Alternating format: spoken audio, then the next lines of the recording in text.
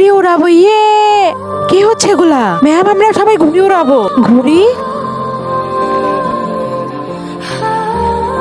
Ma'am, তোমরা কেউ ঘুড়ি টুড়ি উড়াতে পারবে না। ম্যাম, পড়াশোনা তো করোই না, বই বের করো তাড়াতাড়ি। ম্যাম, আমরা তো ভাই কোনো ব্যাপার না, ছুটির পর আমরা নিয়ে নেব। চলো, সবাই ছুটি হয়ে গেছে। হ্যাঁ, চলো তাড়াতাড়ি। আরে ভাই, চলে আয়। আরে ভাই, ঘুড়ি কোথায় গেল? এখান থেকে আমাদের ঘুড়ি কে নিয়ে গেল? এখন আমরা কিভাবে ঘুড়ি উড়াবো? আর হবে না ঘুড়ি উড়ানো, ওখানেই তো রেখেছিলাম। ভাই, কে নিল? তার আগে গাইস, আজকে অন্যদের মতো কসম দেবো না। এই আল্লাহর লেখাটি যদি ভালো লেগে থাকে তাহলে ভিডিওটি লাইক করে চ্যানেলটি সাবস্ক্রাইব করে দিও। কমেন্টে বলে যে আই লাভ ইউ আল্লাহ। এগুলোই তো তোমরা চাও। ম্যাম, নাও তোমাদের ঘুড়ি আর নিয়ে নাও সবার যান। ম্যাম, আপনি কান্না করতেছেন কেন? তোমাদের ঘুড়ি উড়ার কারণে